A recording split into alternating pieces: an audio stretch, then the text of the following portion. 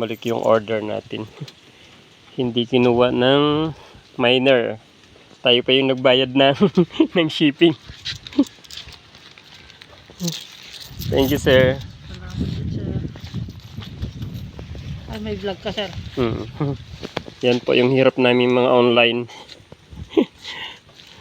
Napakahirap kami ng 4 to 8 hours na mag-live tapos kakancel.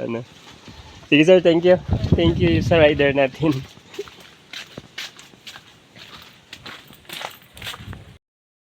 Hello guys. So, gusto ko lang pong maglabas ng saloobin guys. Dahil po last year nga po ay natamaan tayo ng ESF. At gusto po natin bumangon at magkaroon ng income kahit papano. So I decided po na bumalik sa pag-uukay. So bumili po tayo ng bail at nag-start po ulit tayo nag-live. And masaya po ako na nakapag-start po tayo. May mga miners po tayo, minsan wala. And may time po na sobrang natuwa ako kasi may miners po tayo na marami po siyang nakuha. So worth of 950. And pinaship na nga po niya, COD po yung usapan namin. So nung dumating po sa kanya, hindi niya po kinuha. Ito po siya, ganito kalaki. So 950 po yung bayad ng items po. Tapos nung binalik sa atin ng rider, so may kuan po tayo, may clip po tayo na video na sa time ng deliver sa akin. So nagulat ako, wala akong order, bakit may deliver sa akin? So yun pala guys ay return po, hindi kinuha ng nag-order po nito. So tinawagan ko po ulit siya. So nag-explain nag-explain po siya ganito. And then pinadala niya po ulit. So pinadala ko ulit kasi okay na po yung usapan namin. And dito po ulit, nung i-deliver na po siya, ay hindi na din po sumasagot po ng tawag sa rider. And kahit sa akin hindi na din po siya sumasagot. So sobrang sakit lang guys kasi natamaan tayo ng ESF and gusto nating bumangon. Pero gumastos pa po tayo ng 260 pesos para sa shipping po. So instead na kumita po tayo para may gagamitin po tayo sa mga pangangailangan dito po sa tahanan. Hindi nalugi pa po tayo. So kailangan pa natin na mag-abono. So nakikiusap po ako sa mga miners po. Maging responsible naman po tayo. Hindi nyo pa alam kung gaano kahirap po yung mag-live. Yung nakikita nyo yung mga nag-online, maabot po sila ng 4 to 8 hours na nakatayo.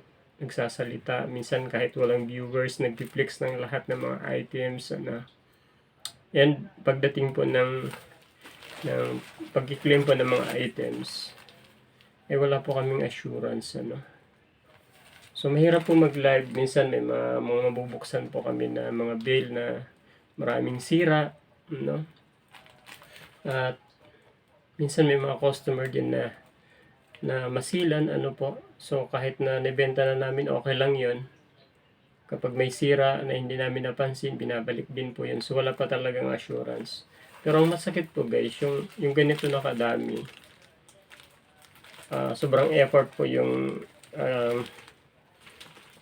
nilaan ko po dito, sinuot ko siya kahit hindi pa nalalabhan para may pakita lang po. And then bumalik lang po siya ng 2 beses. So hindi na po natin ipapakita yung name niya kasi baka tayo pa po yung magka-problema pa ng hosto kasi yung panakot nila is pwede tayong idemanda kasi pinopost natin sila. Pero wag na tayo pumunta doon guys sa bagay na yun. Isipin na lang din natin po yung hirap po ng bawat isa na maging responsible po tayo. Okay lang din naman na wag kayo mag-mind kung talagang wala. So wag na ninyo pahirapan yung mga online seller po natin. Alam niyo po kung gaano kahirap at katagal yung time na ginugol po namin dito. Instead na na-mine po ng iba, pero minine nyo, tapos ganun yung ginawa. Ano? So, hostisya naman po para sa amin ng mga nag-online. Lalo sa akin guys, ang nagbabalik po tayo. Gusto kong kumita kahit papano. Pero ito pong napala po natin.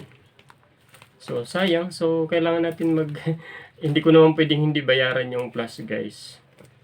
Kasi dineliver nila doon sa location, binalik sa atin. So, responsibilidad ko din po yun. So, sa akin lang po, yung gusto ko lang iparating po is maging responsible po tayo. Ano man po yung mga minain po natin, kailangan po natin na-claim, ano. So, minsan nakakatakot na din po mag-COD ngayon. Actually, maganda po sana yun.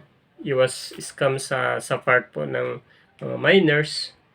Pero kami naman po na seller po yung nagiging problema po kapag may mga unresponsible customer po tayo. So, sana po wag na maulit sa mga ibang miners kasi alam ko ang hirap ng pinagdadaanan din po nila. So, magtulungan na lang po tayo guys para mas maging happy tayo. Pero kung dyan kayo masaya, bahala po kayo. So, ayan, gusto ko lang po i-share. And thank you po for watching. And sana maintindihan nyo din po yung kalagayan po namin ng mga nagbebenta po online. Naintindihan ko din na maraming mga online na nagdi-deliver ng hindi appropriate po. Maraming na i-scam. Pero wag po natin gamitin yung rason na yan para gumanti po sa ibang mga online seller po natin. Kasi ang hirap naman po na hindi sila yung may kasalanan doon sa bagay na yun, pero sila yung gagantihan po natin. So, yan, thank you po sa pag-unawa, and thank you po sa pakikinig sa panood po ng paglabas ko po ng saloobin ko po. So, ayan, kailangan po natin i-relive. Nalugi na tayo dito ng 260. And then, siyempre, yung time natin, hindi magbalot, mag-ayos. Yung pagbili po natin ng etong ginagamit natin, mahal din po siya. So, marami po. So, para iwas po, wag na lang po mag-mine. Kung ganun din lang naman ang intention po natin. Ayan, thank you so much, guys.